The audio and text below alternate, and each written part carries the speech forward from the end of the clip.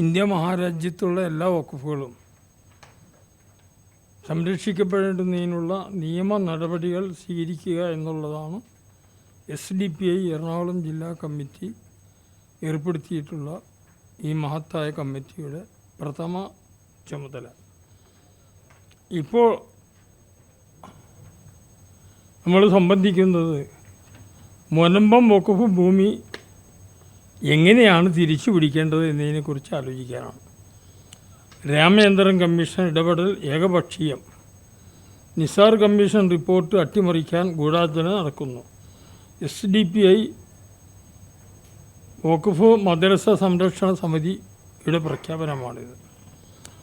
കൊച്ചി മുനമ്പം വഖഫ് ഭൂമി വിഷയത്തിൽ കമ്മീഷൻ നടത്തുന്ന ഇടപെടൽ ഏകപക്ഷീയമാണെന്നും നിസാർ കമ്മീഷൻ റിപ്പോർട്ട് അട്ടിമറിക്കാനുള്ള നീക്കം പുതിയ കമ്മീഷനിലൂടെ നടക്കുന്നതായി സംശയിക്കേണ്ടിയിരിക്കുന്നു എന്നും വഖഫ് സംരക്ഷണ വേദി ചെയർമാൻ സുലൈമാൻ മൗലവി പ്രഖ്യാപിക്കുന്നു.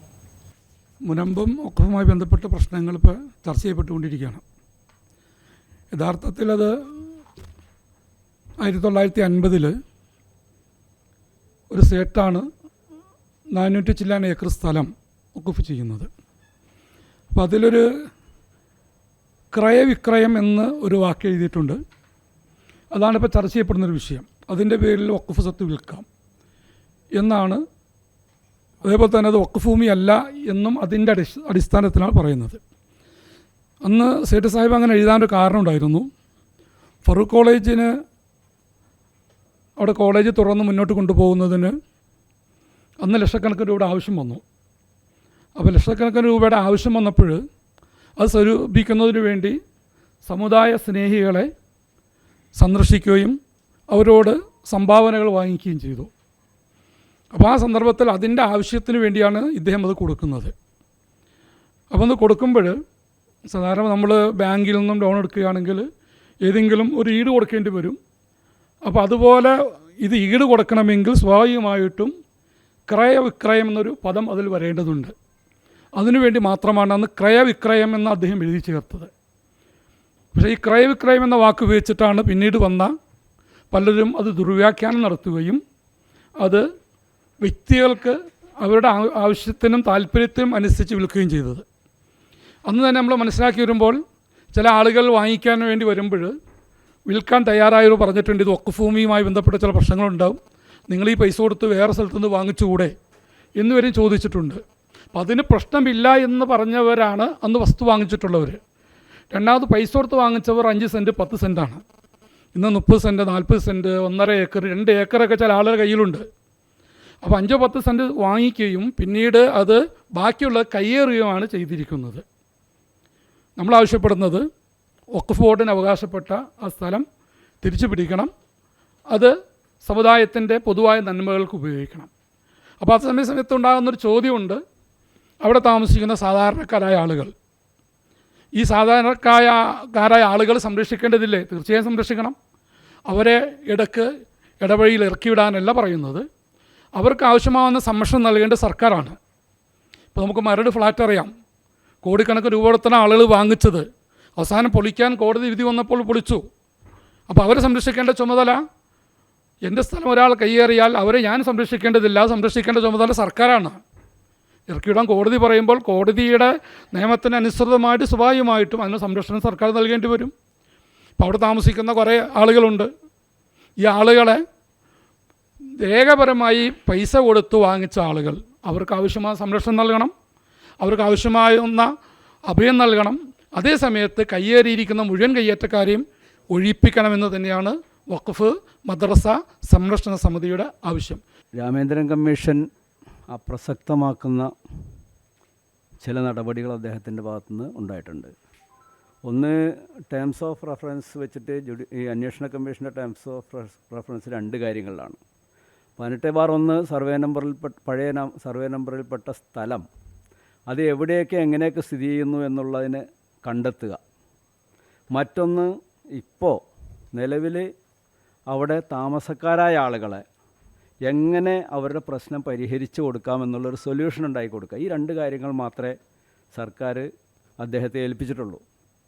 പക്ഷേ അത് മറികടന്നുകൊണ്ട് അതിൻ്റെ അത് വഖഫ് സ്വത്താണോ അല്ലേ എന്ന രീതിയിലുള്ള ചർച്ചകളും ഒക്കെയാണ്. അത് വഖഫ് സ്വത്തല്ല, ഒരു കോടതിയും അങ്ങനെ പറഞ്ഞിട്ടില്ല എന്ന് പറഞ്ഞുകൊണ്ടൊരു പ്രസ്താവന ഈ അടുത്ത് മുനമ്പത്ത് ചെന്നിട്ട് പ്രസ്താവിക്കുകയുണ്ടായി കമ്മീഷൻ. പക്ഷേ ഇത് കമ്മീഷൻ്റെ അധികാരപരിധിക്ക് അപ്പുറത്ത് നിന്നുകൊണ്ടാണ്. അങ്ങനെ ഇത് വഖഫ് സ്വത്തല്ല എന്നാണ് ഞാൻ മനസ്സിലാക്കുന്നത്, കോടതികൾ ഒരു കോടതിയും പറഞ്ഞിട്ടില്ല ഇത് വഖഫ് സ്വത്തല്ല എന്നാണ് ഞാൻ മനസ്സിലാക്കുന്നതെന്ന് പറയുന്ന ഒരു കമ്മീഷൻ, അദ്ദേഹം കൊടുക്കുന്ന റിപ്പോർട്ട് സ്വാഭാവികമായും ഒരു നിഷ്പക്ഷമായ റിപ്പോർട്ടാകാൻ സാധ്യതയില്ല. പിന്നെ സർക്കാരിൻ്റെ ഗൂഢാലോചന ഉണ്ടോ ഇതിൽ നിന്ന് സംശയിക്കപ്പെടുന്ന ഒന്നാണ്. നിസാർ കമ്മീഷൻ റിപ്പോർട്ട് തൻ്റെ 15ാം റിപ്പോർട്ട് പ്രകാരം ഈ മുനമ്പം ഭൂമിയാണ് 15ാം നമ്പർ ഇട്ടുകൊണ്ടാണ് വഖഫ് ഭൂമി കണ്ടെത്തുന്നതിന് നിയോഗിച്ച കമ്മീഷനാണത്. 23ഓളം സ്ഥലങ്ങൾ കണ്ടെത്തിയതിൽ 15ാം നമ്പർ ഇട്ടുകൊണ്ടാണ് വഖഫ് ഈ മുനമ്പം ഭൂമി കണ്ടെത്തിയിട്ടുള്ളത്. അത് 2014 ഒരു റിട്ട് പെറ്റീഷനിൽ വന്നപ്പോൾ അതിൻ്റെ ഭാഗമായിട്ട് ഇത് നിസാർ കമ്മീഷൻ റിപ്പോർട്ട് നേരത്തെ തന്നെ കേരള നിയമസഭ അംഗീകരിച്ചിട്ടുള്ളതാണ്, ചർച്ച ചെയ്ത് അംഗീകരിച്ച് പാസ്സാക്കിയത് വഖഫ് ഭൂമിയാണെന്ന് അംഗീകരിച്ചിട്ടുള്ളതാണ്. അത് റിട്ട് പെറ്റീഷനിൽ ഹൈക്കോടതിയിൽ ഞാനതിൽ നോട്ട് ചെയ്തിട്ടുണ്ട്. ഹൈക്കോടതിയിൽ വന്നപ്പോൾ അതിൻ്റെ ഈ നടപടിക്രമങ്ങൾ ആക്ഷൻ ടേക്കൺ റിപ്പോർട്ട് കൊടുത്തു. അതായത് വഖഫ് ഭൂമി തിരിച്ചു പിടിക്കുന്നതിനുള്ള നടപടികൾ ഞങ്ങൾ നടത്തിക്കൊണ്ടിരിക്കുന്നു എന്ന് സത്യവാങ്മൂലം കൊടുത്തിട്ടുണ്ട്. അത് വീണ്ടും അതേ റിട്ട് പെറ്റീഷൻ അത് നടപടിയാകുന്നില്ല എന്നിട്ട് വീണ്ടും കൊടുത്തപ്പോൾ 2017 ഇതേപോലെ തന്നെ പുതിയ സത്യവാങ്മൂലം സമർപ്പിച്ചിട്ടുള്ളതാണ്. വഖഫ് ഭൂമി തിരിച്ചു പിടിക്കുന്നതിനുള്ള നടപടി നടന്നുകൊണ്ടിരിക്കുമ്പോൾ അത് കോടതിയിൽ സത്യവാങ്മൂലം കൊടുത്തിട്ടുള്ളതാണ്, ഗവൺമെൻറ് പബ്ലിഷ് ചെയ്തിട്ടുണ്ട് ഈ നടപടിക്രമങ്ങളൊക്കെ തന്നെ.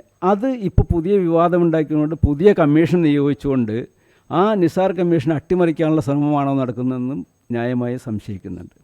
അതുകൊണ്ട് തന്നെ ഈ രാമേന്ദ്രൻ കമ്മീഷൻ റിപ്പോർട്ട്, രാമേന്ദ്രൻ കമ്മീഷൻ്റെ നടപടിക്രമങ്ങൾ അല്ലെങ്കിൽ നിയോഗം തന്നെ നിയമവിരുദ്ധമാണ് എന്നാണ് ഞങ്ങൾ മനസ്സിലാക്കുന്നത്. അത് നിങ്ങളെ അറിയിക്കാവുന്നതുകൂടിയാണ് ഞങ്ങളിതിൻ്റെ കൊണ്ട് ഉദ്ദേശിക്കുന്നത്. മറ്റൊന്ന് ഉണ്ട്, ഇപ്പോൾ വഖഫ് ഭൂമി വിൽപ്പനയുമായി ബന്ധപ്പെട്ട വഖഫിൻ്റെ ഡീഡ് വെച്ചിട്ടാണ് ഇപ്പോൾ പലരും ചർച്ച ചെയ്യുന്നത്. അന്നത്തെ ആധാരം രജിസ്റ്റർ ചെയ്ത ആധാരം വെച്ചുകൊണ്ടാണ്. രജിസ്റ്റർ ചെയ്ത ആധാരം തന്നെ വളരെ കുറവാണ് വഖഫ് ഭൂമികൾക്ക്. പക്ഷേ ഇപ്പോൾ ഇത് വളരെ കൃത്യമായിട്ട് എടപ്പള്ളി സബ് രജിസ്ട്രാറിൽ രജിസ്റ്റർ ചെയ്തിട്ടുള്ളതാണ്. അതിൽ ചില വാചകങ്ങൾ പിടിച്ചുകൊണ്ടുള്ള ചർച്ചകൾ നടക്കുന്നുണ്ട്. ഉദാഹരണം പറഞ്ഞു കഴിഞ്ഞാൽ ഇപ്പോൾ അത് 1950 രജിസ്റ്റർ ചെയ്യുന്നതാണ്. ഈ 50 രജിസ്റ്റർ ചെയ്യുന്ന സമയത്ത് വഖഫ് ബോർഡ് എന്ന് പറയുന്ന വഖഫ് നിയമങ്ങളും വഖഫ് ബോർഡും നിലവിലില്ല. 1954 വഖഫ് ബോർഡും അതിൻ്റെ നിയമങ്ങളും പിന്നെ അവസാനം പരിഷ്കരണങ്ങളിലൂടെ വന്ന് ഏറ്റവും പുതിയ പരിഷ്കരണം വരെ എത്തിയിട്ടുള്ളത്. ധാരാളം പരിഷ്കരണങ്ങൾ ഉണ്ടായിട്ടുണ്ട്. പക്ഷേ ഈ നിയമങ്ങളൊക്കെ പുതിയ നിയമങ്ങൾ വരുമ്പോൾ നിയമങ്ങൾ വരുന്നതിന് മുമ്പുള്ളതെല്ലാം ഈ നിയമത്തിൻ്റെ പരിധിയിലേക്ക് വരും. നിങ്ങൾക്ക് സ്വാഭാവികമായിട്ട് അറിയാവുന്ന ഒരു നിയമം നിർമ്മിക്കപ്പെടുമ്പോൾ അതിനു മുമ്പ് ഏത് രീതിയിലായിരുന്നാലും അത് ഈ നിയമത്തിന് വിധേയമായിരിക്കും. ഏറ്റവും പുതിയ അമെൻമെൻറ്റുകൾ വരുമ്പോഴും പഴയ നിയമം അല്ലെങ്കിൽ നിയമം പരിഷ്കരിക്കുമ്പോൾ പഴയ നിയമങ്ങൾ കാലഹരണപ്പെടുകയും ചെയ്യും. അപ്പോൾ ഇപ്പോൾ വഖഫ് നിയമപ്രകാരം വഖഫ് ചെയ്തിട്ടുള്ള യാതൊരു വസ്തുവും വിൽക്കാൻ പ്രത്യേക അനുമതി വാങ്ങാതെ ക്രയവിക്രയം ചെയ്യാൻ, ക്രയവിക്രയം എന്ന് പല അർത്ഥമുണ്ട്, വിൽപ്പന നടത്താൻ ഈ മുത്തവല്ലിമാർക്കോ അതല്ലെങ്കിൽ അതിൻ്റെ കൈകാര്യകർത്താക്കൾക്കോ യാതൊരു അവകാശമില്ല. വഖഫ് ബോർഡിൽ നിന്ന് പ്രത്യേക പെർമിഷൻ വാങ്ങിക്കൊണ്ട് മാത്രമേ ചെയ്യാൻ കഴിയുള്ളൂ. എന്ന് മാത്രമല്ല, അങ്ങനെ സംഭവിച്ചിട്ടുണ്ടെങ്കിൽ അതിന് ഉത്തരവാദികളായ ആളുകൾക്ക് 2 വർഷം വരെ കഠിന തടവ് വിധിക്കാനുള്ള നിയമവും ഇവിടെ നിയമവ്യവസ്ഥയിൽ ഉൾപ്പെടുത്തിയിട്ടുണ്ട്. അപ്പോൾ ഇത്രയും ഇത് വിവാദമാക്കിയ പാവപ്പെട്ടവനെ കുടിയൊഴിപ്പിക്കാൻ എന്ന വിഷയം മാത്രം ഹൈലൈറ്റ് ചെയ്തുകൊണ്ട് അവിടെ ധാരാളം റിസോർട്ട് മാഫിയകളൊക്കെ, റിസോർട്ടായാലും പാവപ്പെട്ടവനായാലും ആരായാലും കുടിയൊഴിപ്പിക്കണമെന്നതല്ല, മറിച്ച് അത് ആരാണോ നിയമവിരുദ്ധമായി വിൽപ്പന നടത്തിയിട്ടുള്ളത് അവരാണ് അതിൻ്റെ ലയബിലിറ്റി വഹിക്കേണ്ടത്. അവരിൽ നിന്നത് ഈടാക്കുകയോ ജയിലിലടക്കുകയോ എന്താ വെച്ചാൽ അവർക്ക് വേണ്ടി കണ്ണീരൊഴിപ്പിക്കുകയല്ല ചെയ്യേണ്ടത്. മറിച്ച് ഒരാളുടെ വസ്തു കയ്യേറിയിട്ടുണ്ടെങ്കിൽ ആ വസ്തു തിരിച്ചു പിടിക്കുക എന്നുള്ളത് സർക്കാരിൻ്റെ ബാധ്യതയാണ്. സർക്കാർ അത് തിരിച്ചു പിടിക്കാനുള്ള നടപടിക്രമങ്ങൾ നടത്തിക്കൊണ്ടിരിക്കുന്നു എന്ന് 2014 മുതൽ കേരള ഹൈക്കോടതിയിൽ സത്യവാങ്മൂലം കൊടുത്തുകൊണ്ടേയിരിക്കുകയാണ്. ഇതിനെ അട്ടിമറിക്കാനുള്ള ശ്രമമാണ് ഇപ്പോൾ രാമേന്ദ്രൻ കമ്മീഷനിലൂടെ നടന്നുകൊണ്ടിരിക്കുന്നത്. അത് ജനങ്ങളെ അറിയിക്കുക എന്നുള്ള ഉത്തരവാദിത്തത്തിലാണ് ഞങ്ങളിവിടെ വന്നിട്ടുള്ളത്. നിങ്ങൾ അതോടെ സഹകരിക്കണം എന്നാണ് ഞങ്ങൾക്ക് പറയാനുള്ളത്.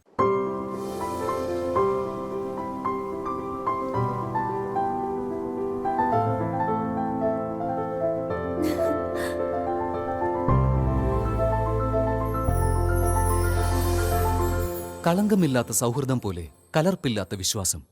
കല്ലൻസ് ജ്വല്ലറി.